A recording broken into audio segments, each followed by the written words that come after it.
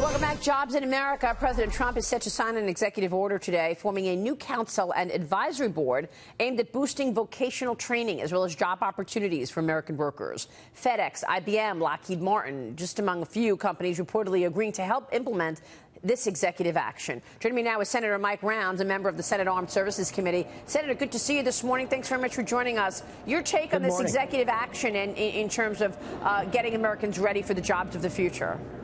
Positive move. Anytime you can add value to a worker, you're going to be moving them forward, making them more valuable, meaning you can pay them more. It also means you add to GDP. Right now, we need trained, qualified workers, and those qualified workers are going to be doing more than one kind of a job during their lifetime. When you have a system in place in which you can retrain them, you keep that value there, you improve it, all good things. Yeah, it's certainly important in this environment where there are different industries that will be leadership industries today than there were 10 years ago. But what about the trade tension, Senator? The president is threatening auto tariffs now on Europe. Despite broad opposition, it's ahead of this meeting that he's having with EU Commissioner Jean-Claude Juncker next week. He'll be at the White House on the 25th. Are you worried about tariffs affecting economic growth, and what should we expect from that meeting in the White House from your standpoint? I am concerned about the possibility of additional threats of tariffs. A tariff is a tax on us. And in this particular case, what we see right now in the marketplace is that trade will slow down our economic recovery and growth.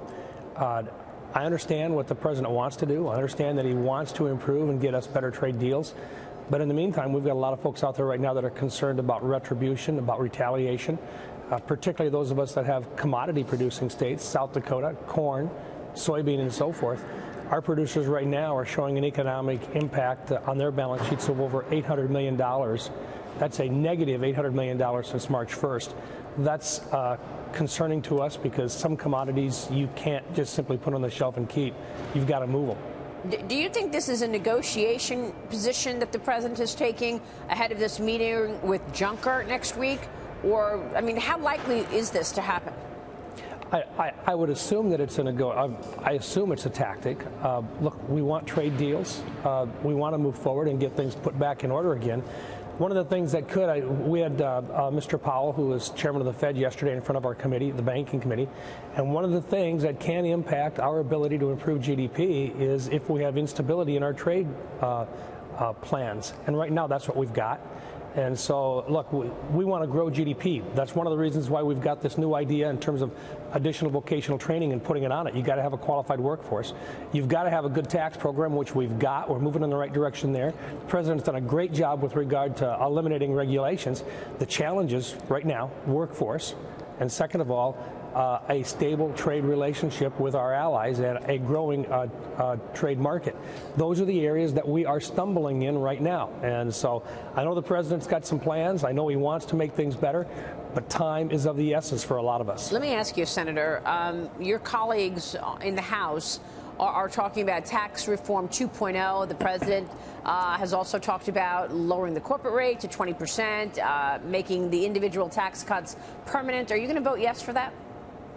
Well, I like all of the ideas that they've suggested so far, and in particular, to be able to make the individual tax cuts permanent. That would provide sole proprietorships, LLCs, the LLPs, and so forth, those organizations with some stability long term, a sense that they know that those tax rate will be there for an extended period of time.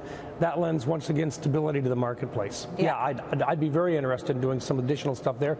On the other side of it, Chairman Crapo in banking is also looking at some new packages as well, trying to do some additional financial services reform that could also add to growth in our economy, which is a positive thing. Create new jobs, create more demand for workers, bring those wages up. That's a good thing. Well, I guess what I'm trying to understand is, I mean, Kevin Brady told us earlier this week that he'd like to get a vote on the floor by September, but there's some questions about whether or not this would even fly in the Senate. Do you think the votes would be there to actually move this forward?